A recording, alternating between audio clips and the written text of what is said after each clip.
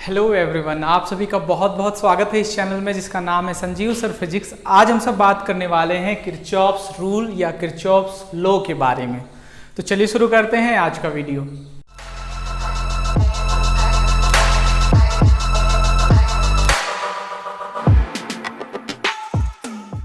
इस वीडियो में हम सब बात करने वाले हैं किरचॉफ्स रूल या किरचॉफ्स लॉ के बारे में। इसके दो लॉ हैं, ठीक है ना, Kirchhoff's first rule and Kirchhoff's second rule. तो इधर लिखते हैं किरचॉफ्स फर्स्ट रूल या लॉ और इधर लिखेंगे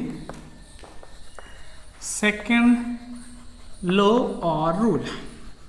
एक ही है ना। फर्स्ट रूल और सेकेंड रूल, इसमें दो रूल हैं या दो लॉ हैं, दोनों अलग अलग है, ठीक है, दोनों अलग अलग बताता है। ये इसका दूसरा नाम है करंट रूल, ठीक है। इसका नाम दूसरा क्या पड़ जाता है, वोल्टेज रूल, ठीक है। ये है जंक्शन रूल, जंक्शन रूल। ये है लूप रूल। लूप मतलब होता है क्लोज फिगर, ठीक है, क्लोज सर्किट या क्लोज फिगर। यहां सर्किट होगा, लूप रूल, ठीक है। ये आपका law of conservation of charge पर आधारित है। यहां आपको डिफरेंस भी बता दिया जा रहा है, law of conservation of electric charge, electric charge, और ये आधारित है law of conservation of energy, ठीक है। अलग अलग रूल का अलग अलग हम सब देख रहे हैं। अब अलग एक एक करके हम सब इसको देखेंगे और भी इसमें बहुत सारा कॉन्सेप्ट है। अभी सिर्फ बाइफरकेट करने के लिए, अलग करने के लिए ये आपको बताया गया है। इसमें कैसे इसको याद करना है, क्योंकि इसके बहुत सारे नाम हैं, तो इसको अलग अलग करके बताया गया है। आप इसको पहले याद कर लेंगे। ये आपका करंट रूल है, ये वोल्टेज रूल है ना। First second, current voltage. Junction loop, junction का मतलब होता है जहां पर से बहुत सारा वायर निकलते हैं, ठीक है। एक ऐसा पॉइंट जहां से बहुत सारा वायर कनेक्ट होते हैं, ठीक है। बहुत सारा वायर कनेक्ट होंगे तो क्या होगा, वहां तो या तो करंट आएगा या तो करंट जाएगा, ठीक है। लूप का मतलब होता है क्लोज सर्किट। तो क्लोज सर्किट तो कुछ भी हो सकता है इस तरह का कोई सर्किट हो, ठीक है, इस तरह का कोई सर्किट हो। तो क्लोज मतलब जो चारों ओर से बंद हो। इसके अलावा ये वैलिड है, valid for open and close circuit, ठीक है। ये वैलिड है, valid only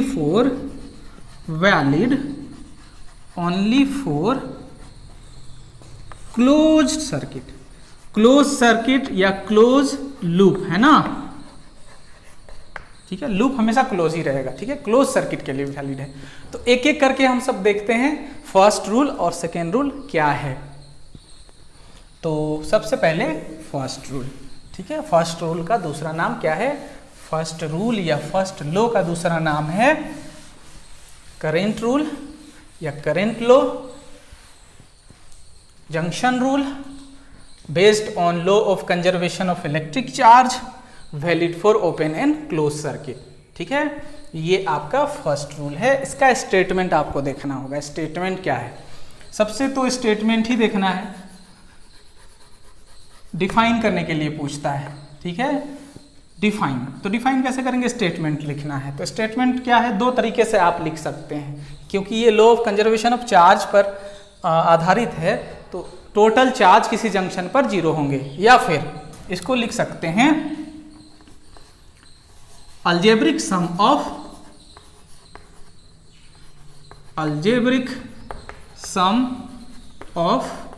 all current at a point, जिसको हम लोग बोलेंगे जंक्शन इज 0। किसी जंक्शन पर समेशन ऑफ ऑल करंट मतलब सभी करंट का समेशन क्या होगा, 0 होगा। ठीक है, 0 होगा। दूसरे तरीके से इसको कैसे डिफाइन कर सकते हैं, total amount of current entering at any junction आपको बताया गया है जहां पर बहुत सारे वायर कनेक्ट होते हैं। ठीक है, सर्किट में जंक्शन वही होगा। और जंक्शन का जो मेन जो वर्ड है वो आपका आया है, आप रेलवे में जंक्शन देखते होंगे, है ना, बहुत सारे पटरियां अलग होती हैं या कनेक्ट होती हैं। Any junction, total amount of current entering at any junction is equal to total amount of current living.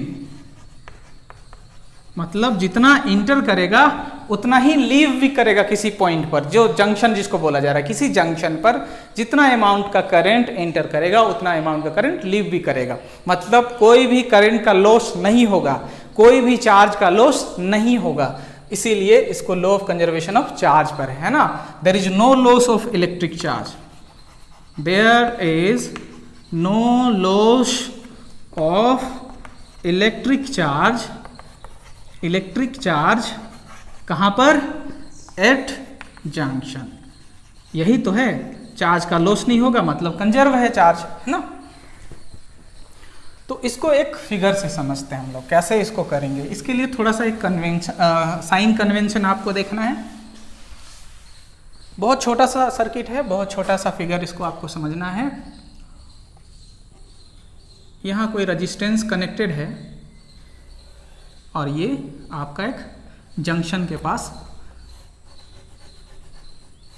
ठीक है। इस तरह से बहुत सारे रजिस्टेंस किसी सर्किट में कनेक्टेड है। ये जंक्शन है। तो किसी में करंट आ रहा है ना, किसी में करंट आ रहा है और किसी से करंट जा रहा है। मान लेते हैं I1, I2, I3, I4, I5। देखिए, किरचॉफ्स रूल या किरचॉफ्स लॉ का जो यूज है वो बहुत ही वाइडली है, क्योंकि ओम्स लॉ से हम लोग सिंपल सर्किट को कैलकुलेट करते हैं। सिंपल सर्किट में वोल्टेज और करंट का कैलकुलेशन है या रेजिस्टेंस का कैलकुलेशन है वो ओम्स लॉ से हो जाता है, लेकिन किरचॉफ्स रूल से कॉम्प्लेक्स सर्किट का कैलकुलेशन होता है। ठीक है, यही इसका बहुत ज़्यादा यूज है। तो इसमें साइन कन्वेंशन से क्या, ये एक तरह का कॉम्प्लेक्स सर्किट है। यहाँ ओम्स लॉ आप अगर लगाते तो वो थोड़ा कॉम्प्लेक्स होता। इसमें क्या करना है, जो करंट आ रहा है उसको पॉजिटिव लेना है और जो जा रहा है उसको नेगेटिव लेना है। क्या बोला गया है, summation of all current, summation algebraic sum of all current at a point which is junction is 0। मतलब सभी का समेशन हम लेंगे तो वो 0 होना चाहिए। तो समेशन कैसे लेंगे, जो आ रहे हैं उनको पॉजिटिव लीजिए, जो जा रहे हैं उनको नेगेटिव लीजिए। आप उल्टा भी ले सकते हैं, आप इसको उल्टा भी ले सकते हैं, ये कन्वेंशन है, आप जैसे मान लेंगे, लेकिन हम सब ऐसे ही पढ़ते आए हैं। जो करंट आते हैं उनको पॉजिटिव, जो जाते हैं उनको नेगेटिव। आप इसको इन्वर्ट भी लेंगे तब भी ये वैलिड है। ठीक है, ऐसा कोई जरूरी नहीं है, लेकिन बस याद रखना है कि जो इंटर करेगा करंट, इंटर जो कर रहा है वो पॉजिटिव होगा और लीव कर रहा है उसको लेना है नेगेटिव। ठीक है, मतलब पॉजिटिव मतलब प्लस आई और नेगेटिव मतलब माइनस आई। तो इसमें देखना है I1, ठीक है, प्लस I2 प्लस I3, इतना तो आ रहे हैं और जाने वाले 2 हैं। तो क्या करना है, प्लस माइनस I4, ठीक है। समेशन निकालना है तो प्लस देना होगा, प्लस माइनस I5, ये टोटल समेशन क्या होना चाहिए, 0 होना चाहिए। तो ये क्या हो गया आपका I1 plus I2 plus I3 minus I4 minus I5 is equals to 0, ठीक है। ये इतना होना चाहिए। आप इसको ऐसे भी लिख सकते हैं I1 plus I2 plus I3 is equals to I4 plus I5, ठीक है। ये दूसरा वाला जो स्टेटमेंट, पहला वाला स्टेटमेंट यहाँ algebraic sum of all current at a point which is junction is 0, ठीक है। ये हो जाएगा total amount of current entering at any junction, total amount of current entering at any junction is equal to total amount of current leaving, is equal to total amount of current leaving. ये दोनों equal होंगे, है ना, equal, ठीक है। और इस बीच में यहां पर कोई भी चार्ज का लॉस नहीं होगा, जो करंट आ रहा है उतना ही वो जा भी रहा है, तो कभी भी इसमें चार्ज का लॉस नहीं होगा, करंट का लॉस नहीं होगा, इसलिए law of conservation of electric charge पर आधारित। तो पूछता है क्वेश्चन में first law, Kirchhoff's first law is based on which conservation law, ठीक है। तो आपको लिखना है law of conservation of charge which में भी इलेक्ट्रिक चार्ज, ठीक है। तो एक छोटा सा आप इस पर क्वेश्चन देख सकते हैं, बहुत ही छोटा सा। आप इसको इन्वर्सली भी ले सकते थे, इसको उल्टा भी ले सकते थे, मतलब जाने वाले को प्लस आने वाले को माइनस, लेकिन हम सब लेते आ रहे हैं आने वाले को पॉजिटिव और जाने वाले को नेगेटिव, ठीक है। आने वाले को पॉजिटिव, जाने वाले को नेगेटिव। इसमें आपको करंट निकालना है। मान लीजिए ऐसा कोई सर्किट दिया गया है, ठीक है, ऐसा सर्किट दिया है, ऐसा सर्किट दे दिया है, और यहां से निकालना है I। यहां दे दिया है 2 एम्पियर, ये है 5 एम्पियर, ठीक है, ऐसा डायरेक्शन दे दिया है, और यहाँ है 3 एम्पियर, और ये हो जाएगा कुछ भी वैल्यू दे दिया 1 एम्पियर, इसको निकालना है, ठीक है। तो क्या करना है इसमें, आपको करना कुछ नहीं है, जो आने वाले करंट हैं उनको पॉजिटिव में लिखना है और जो जाने वाले हैं उनको नेगेटिव कर देना है। तो 2 एम्पियर प्लस 5 एम्पियर, ये पूरा जंक्शन आप इसको समझ सकते हैं, ठीक है, ये पूरा जंक्शन की तरह समझ सकते हैं, क्योंकि यहाँ दोनों एंड कनेक्ट हैं। आने वाला 2 एम्पियर, आने वाला 5 एम्पियर, और ठीक है ये आपका ये भी आ रहा है, ठीक है, ये भी आपका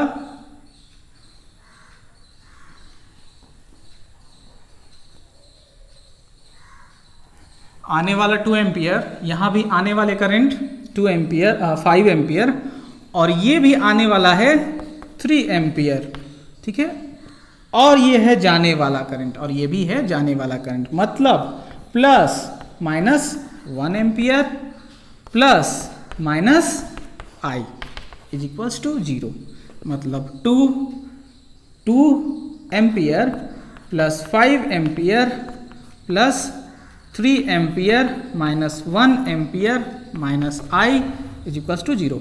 अब I इज इक्वल्स टू लिख सकते थे, ये कितना हो जाएगा 2 5 7 एंड 3 10 9 एम्पियर, ठीक है, 9 एम्पियर, I का वैल्यू आ गया आपको 9 एम्पियर, I का वैल्यू आ गया 9 एम्पियर, निकल गया, मतलब करंट इस टर्मिनल से 9 एम्पियर। यहाँ रेजिस्टेंस भी दे सकता था, ठीक है।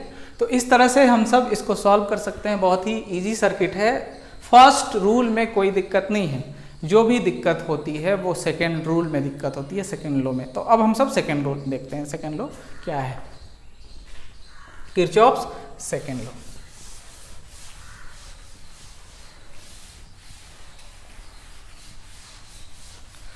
किरचॉफ्स सेकेंड रूल का नाम क्या है, Kirchhoff's voltage rule, loop rule, and based on law of conservation of electric energy, है ना, एनर्जी, किरचॉफ सेकेंड रूल। इसका दूसरा नाम क्या है, voltage rule, voltage rule, loop rule, और बेस्ड किस पर है, based on law of conservation of energy, ठीक है, एनर्जी। और इसका स्टेटमेंट आपको लिखना है, ये वोल्टेज रूल है तो आपको वोल्टेज और ईएमएफ के बारे में ही बात करेगा, ठीक है। तो इसका स्टेटमेंट लिखना है, इसमें आपको स्टेटमेंट के साथ साइन कन्वेंशन भी देखना है। स्टेटमेंट क्या है इसका? स्टेटमेंट बहुत ही आसान है, अलजेब्रिक सम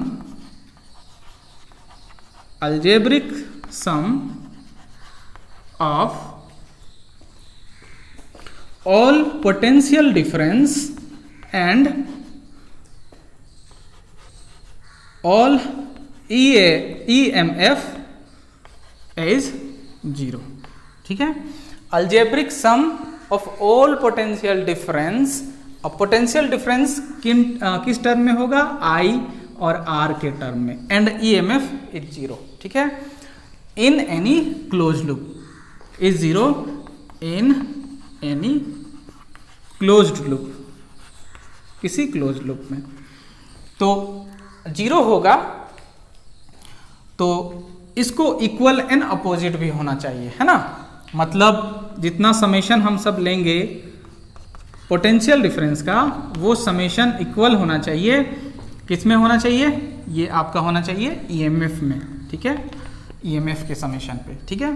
तो ये इक्वल भी होना चाहिए, साथ में अपोजिट भी होता है। ये इसके लिए, इसको समझने के लिए हम सब लेते हैं। तो साइन कन्वेंशन लेने के लिए आपको 2 याद रखना है। साइन कन्वेंशन, जो डायरेक्शन आप लेंगे उसके अकॉर्डिंग यहाँ 2 तरह का साइन कन्वेंशन लेना है। एक है, मान लीजिए ये रेजिस्टेंस है, ठीक है, इस पर करंट आई फ्लो कर रहा है, तो जो आपने रोटेशन और डायरेक्शन लिया है वो इसके साथ मैच कर गया तो आई आर या वोल्टेज पॉजिटिव होगा, ठीक है, वोल्टेज पॉजिटिव होगा। आई आर को आपको क्या लेना है? पॉजिटिव लेना है। और अगर कन्वेंशन आपने इधर ही लिया है तो एक ही कन्वेंशन आप लेंगे किसी एक सर्किट में, है ना, हमेशा नहीं बदलेंगे उसको। ये डायरेक्शन है करंट का, ठीक है, और ये अपोजिट हो गया तो आई आर नेगेटिव हो जाएगा, मतलब अपोज करेगा तो नेगेटिव, पोटेंशियल नेगेटिव ले लेना है, ठीक है। और मैच कर जाएगा तो क्या ले लेना है? पॉजिटिव ले लेना है। अब क्या करना है इसमें? दूसरा इसमें आपको रूल याद करना है ईएमएफ के लिए। ये तो पोटेंशियल डिफरेंस के लिए हो गया, है ना, ये किसके लिए हो गया? ये पोटेंशियल डिफरेंस के लिए हो गया। अब ईएमएफ के लिए, ईएमएफ किसी भी सेल में ये पॉजिटिव होता है, ये नेगेटिव होता है, ठीक है। किसी भी सेल में ईएमएफ होगा। अगर आपने जो डायरेक्शन लिया है वो कुछ ऐसा जाता है तो ईएमएफ आपका हो जाएगा नेगेटिव में, ठीक है। दूसरा,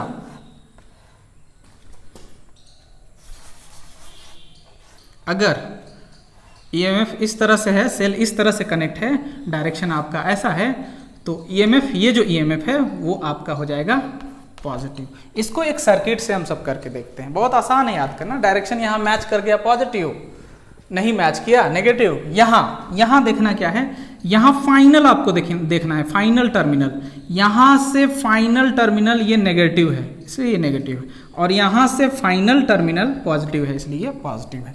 तो इसको देखते हैं हम सब, इसको एक सर्किट से देखेंगे कैसे इस सर्किट से आप इसको यूज कर सकते हैं। बहुत आसान है, कोई बहुत डिफिकल्ट नहीं है, एक सर्किट है इस तरह से,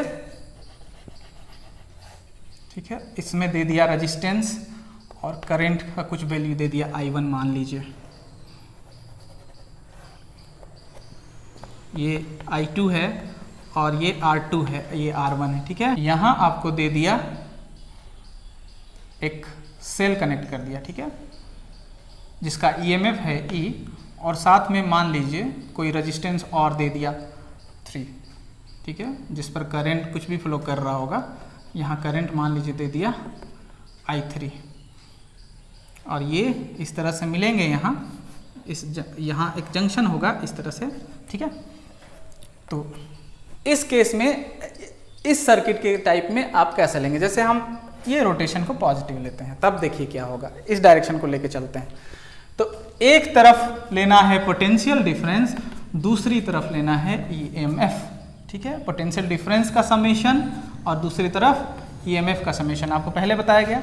तो पोटेंशियल डिफरेंस क्या होगा यहाँ लेना शुरू करते हैं। ये I1 R1, ठीक है, ये डायरेक्शन देखिए ये मैच कर गया I1 R1। उसके साथ ये जो रोटेशन चल रहा है इसको अभी नहीं लेते हैं, ठीक है, इसको उस साइड में लेंगे। ये देखिए ये भी मैच कर गया प्लस I3 R3, और ये जब ऐसे आता तो ये इंटरसेक्ट कर जाता, इसको अपोज कर जाता, तो ये नेगेटिव, ठीक है। तो इसमें क्या हो जाएगा ये minus I2 R2 equals to, अब इक्वल टू में देखेंगे ये डायरेक्शन ये नेगेटिव से पॉजिटिव, मतलब ये पॉजिटिव, ठीक है।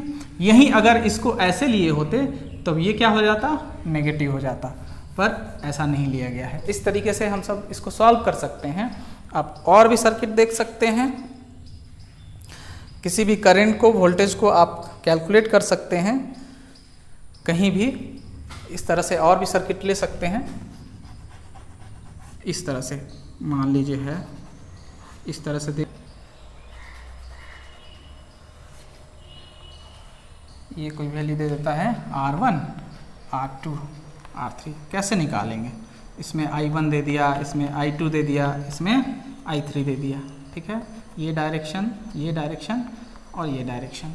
तब इसमें क्या करेंगे, इसमें EMF नहीं है तो सिर्फ क्या करेंगे, एक डायरेक्शन ले लेंगे, ये डायरेक्शन। तो इसके साथ ये मैच कर गया तो क्या लिखेंगे, I1 है ना, I1 R1, फिर क्या हो जाएगा प्लस I2 R2, और ये ऐसे चल रहा था, ठीक है, क्लॉकवाइज, तो ये इंटरसेक्ट इसको करेगा, अपोज कर जाएगा, तो ये आपको लेना है माइनस I3 R3। और RHS में कोई भी EMF देखिए नहीं है इसमें, तो EMF नहीं है तो ये इक्वेशन 0 हो जाएगा, ठीक है।